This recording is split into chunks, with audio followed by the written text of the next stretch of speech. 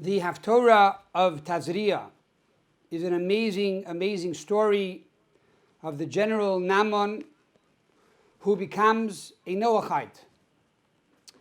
The Haftorah of Tazria is not only connected to the portion of Tazria, which talks about leprosy, but also to the days of Sfirat HaOmer, between Passover and Shavuos, when one is supposed to refine their midot, when one is supposed to refine their character traits. And here we see how Naaman, who is a big general, very arrogant, becomes humble before Almighty God.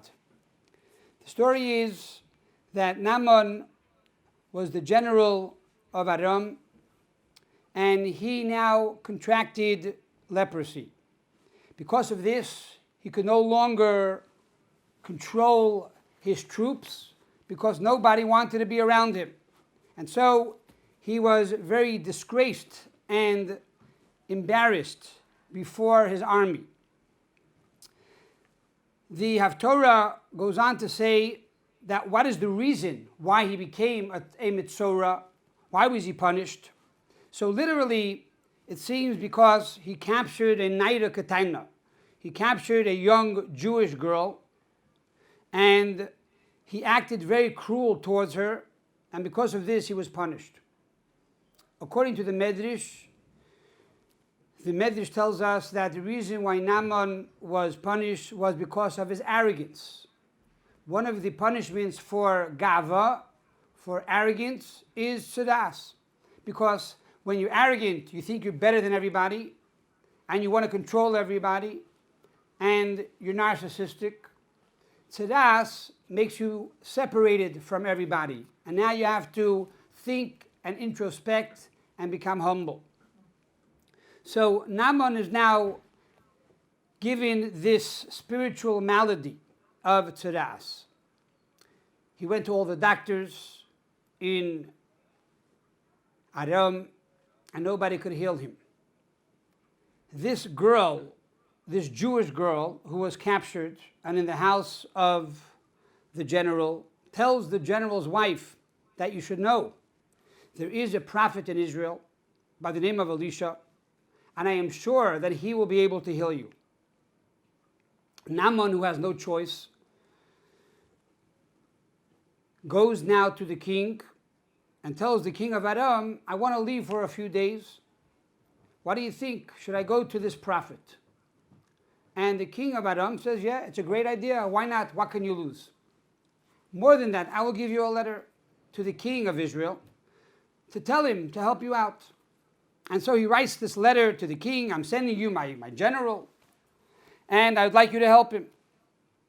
The king at that time, the king Yehoram, who was the king of Israel from 3043 to 3055.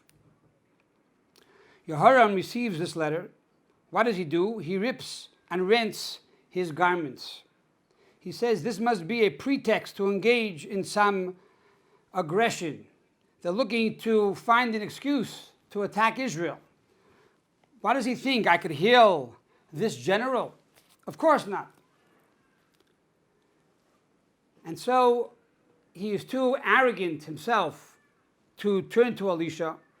Elisha, being a prophet, having Ruach HaKodesh, sees the problem, and he sends word to the king. He said, why did you tear your garments? Don't you know that there is a Navi, there is a prophet in Israel? Send the general to me and I will heal him. And so the general goes with his entire entourage. And here the Haftorah is giving us a backdrop to tell us how arrogant he was. He wasn't going alone, but he was going with the entire entourage. And he goes now to Elisha the prophet. He doesn't go down from his horse and knock on the front door. He stands on his horse and he calls out to the prophet, come out. The prophet knew that the sin of Naaman, of the general, was arrogance. And so he needed to be humbled. Elisha does not go out to him. He sends Gehazi, he sends his servant to tell him, go and walk to the Jordan, immerse 7 times, and you will be healed. What is the purpose of going to the Jordan? And what is the purpose of immersing 7 times. Here, Elisha was hinting to him as follows: you are very arrogant. You need to go to the Yarden. The Yarden are the letters Yorad. You have to go down. You have to be humble. And you have to immerse 7 times. You have to accept upon yourself the 7 Noahide laws. Get rid of all the idols. Get rid of all your temptations. And start to serve the one God of Israel. However, at first, Naaman is too arrogant to get the message. And he begins to scream and shout and says, I need to come to Israel to go to the Yarden. In Damascus, we have the Amana, we have the Farpar. These are beautiful rivers. The water is even greater than the Yarden. I bathed in them many times, and I had no healing. Luckily, his servants tell him, look, you came all this way. Listen to the prophet. What could you lose? Take a bath in the Yarden. Furthermore, they tell him, and they give him a logical argument. If Elisha, the prophet, would have told you to do something crazy, to do something wild, like slay a lion or uproot a mountain, you would have done it. And you would have thought, this is the way to be healed. Now that he gives you something which is so easy, you don't want to do it. Go ahead and do it. And so he goes into the Yarden, and he immerses 7 times, and he is purified. He is healed. His skin returns to him like a baby. He comes back to Elisha, and this time Elisha comes out to greet him. He tells Elisha, now I know. There is no God in the entire land, in the entire earth. Ki im bi Yisrael, only amongst the Jewish people. At that moment, Naaman wants to give Elisha a gift, the gift that he brought with him of talents of silver, of gold, of garments. And Elisha says, no, I will not take it. What is the reason that Elisha does not take these garments? Is he not willing to take a donation? And here we contrast the end of the Haftorah to the beginning of the Haftorah. The beginning of the Haftorah begins with Elisha accepting a donation to feed his 2,200 disciples. And he takes the bread and he gives it to them. Yet here, when he is offered a greater donation, he's not willing to take it. And here there are 2 basic answers. One is that he wanted to prove a point to Naaman that he's not simply a witch doctor who sells himself for money, but rather he is a messenger from God. Number 2, Elisha was concerned that maybe this money came from idolatry. If the money comes from idolatry, you're not allowed to use it. And therefore, he did not want to have any benefit from such money. And so he tells Naaman, I'm not taking the money. Naaman asks Elisha, can I take some earth from your land and bring it back to Aram, to Syria, and build over there a mizbeach, an altar where I can serve Almighty God, the God of the Jewish people. And I will give up my idolatry, I will give up my own religions. And to this, Elisha said, yes, that you can do. You can take back earth to build a mizbeach so you can serve the one God of the Jewish people. And here we see that Naaman now became a Ger Toshav. He became a Noahide. He denied all other gods, all other religions. And he accepted the one God, Hashem Echad. However, he goes on to say that even though I accept one God, there will be a time that I will have to bow down to the idol. And that is when my king goes to Beis Rimon and he serves his God, his idol. He will be leaning on my hand and he will bow down. I will need to bow down with him. So please forgive me in advance for bowing down to that idol. But it's only on the external level. I don't believe in that idol anymore. And Elisha says to him, go in peace. In other words, it's okay. You can bow down. Why? Here we find a fundamental difference between Judaism and the laws of Am Yisrael, in contrast to the laws of the Noahides and the nations of the world.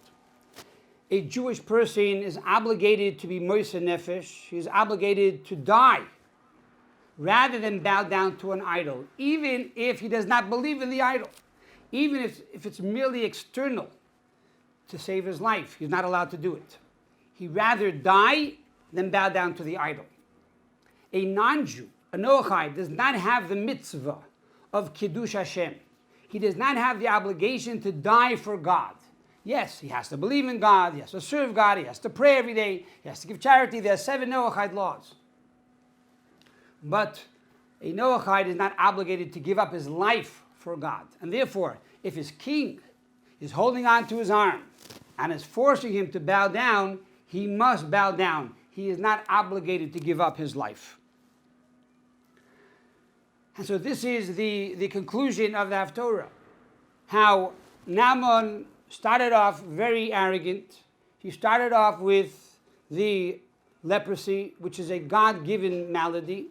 He now comes, he does tshuva. He repents. He becomes humble. He transforms his midot. He transforms his emotions, his attributes. The 7 sfirot, which is the 7 immersions in the mikvah. And because of this, he now becomes whole because he accepts God upon himself. If this is true for someone who is not from the Bnei Yisrael, someone who's from the Armenian country, that he has the power to transform himself from this state of arrogance to this state of humility, to accept God in his life and everything that he does, how much more so we have that power to transform ourselves over these 49 days that God gives us as a gift every year to transform ourselves from slavery to freedom. There's a very powerful medrash. And the medrash says like this: there were 4 people who identified God and described God in their own manner. The first was Yisro, the father-in-law of Moshe Rabbeinu. He says, Godel Hashem mikol alikim.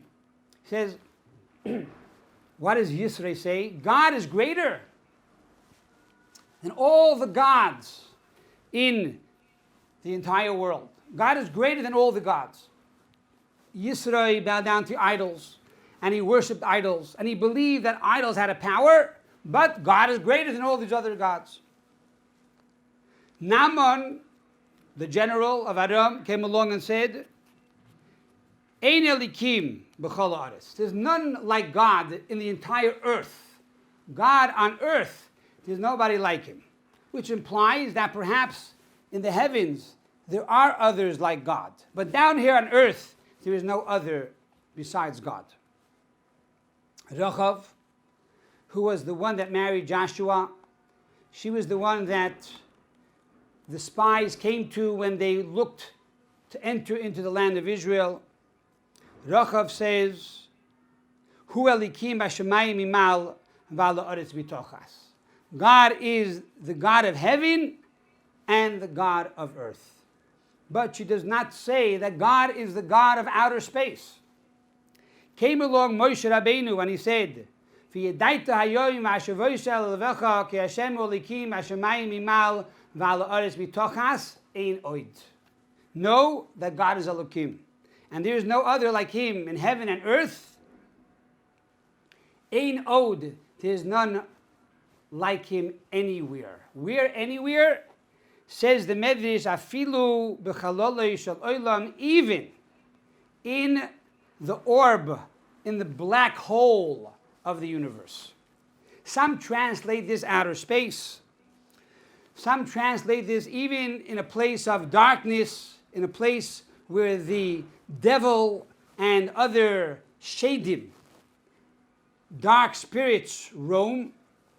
But Chassidus says, B'chalolei shel olam means the black hole of creation. In other words, when God first created the world, says the Kabbalah, says the Arizal, that God filled the entire universe. He was everywhere. In order to allow a world to emerge, for man to be independent, or for women to be independent, God needed to remove himself. And so he created a chalal. he created an empty black space. There was only a little rishima, only a remnant of light, but it was totally black. There was no reality or true existence of God in that space. And then he allowed a kav, a line of light, a ray of light to enter into this hole. And from this ray of light, there were circles and lines and circles and lines. And God began to create the universe. He began to create all the worlds, until he created this finite world down here known as Olam Hazeh. And that is the earth, the planets, the orbits, the Milky Way, the galaxies. But this is all part of the lowest world. This is all part of the physical world. Says Moshe Rabbeinu, God is not only part of the physical world, is not part of the spiritual worlds, but God is even in that black hole, even in that space where there is no God, there is also God. In a time of darkness, in a time when we think about the Holocaust, in a time of a pandemic, in a time of challenges and difficulty, when things are dark, when things don't seem to be so great and rosy, there is the challenge to find God. Says Moshe Rabbeinu, even there God is also found. And that is the meaning of a leader. That is the meaning of Moshe Rabbeinu. On a personal level, for each individual, there are three levels of how to serve God. There's the heaven, God of earth, and God in the black space, in the black hole. We get up in the morning, our soul was in heaven. You go to sleep at night, your soul goes back to heaven to recharge. It comes back to you in the morning, you say, Moida ani lefanecha, thank you, God, for returning my soul from heaven. That's the first acknowledgement of God, that my soul gets recharged. Number two is, God is the God of earth. I come back into the earth, I daven, I pray every morning, I learn Torah. We're doing it right now. This is God of the earth. And then you go into the business world, the challenges of life, of earning a living, dealing with other people. Some honest, some less honest. This is the black hole. This is the challenge. These are the daily obstacles that are set before us. And the ultimate challenge of Moshe, the ultimate challenge of the Moshe that is in every single one of us, that level of leadership, is to truly find God in that black hole, b'chaloloi shel olam, as well. And to conclude with a story, there was a Hasidic master who was living very long. He was blessed with longevity. His students went over to him and said, Rebbe, teacher, how is it that God blessed you with so many long years? What is the secret for longevity? And the Hasidic master responded as follows. He said, many people have questions. They question God. God, why was there a Holocaust? God, why is there pain and suffering? God, why do the evil prosper? And they have all these questions. I say to them, look, if you have a question, come up here to heaven. Come to me, and we'll discuss it. And once you come up to heaven, you'll have a bird's eye view of the entire world. You'll see things my way. You will understand things totally different. And therefore, people die. They go to heaven to discuss their questions with God. Said this Hasidic master, I don't ask God any questions. You know what? I trust in Him. I know there are things I don't understand. I know there are things that are difficult to swallow. I know there's hardship and darkness and suffering in the world. And I pray every day that the world should be a better world. I pray for salvation, but I don't question God. And that is the secret for longevity. And so, my dear friends, to bless each and every one of you and each and every one of us together with long life, with peace and harmony, to witness and see only a world of God's glory, of beauty and happiness and joy, and the ultimate blessing, the coming of Mashiach, salvation, Geula, speedily in our days.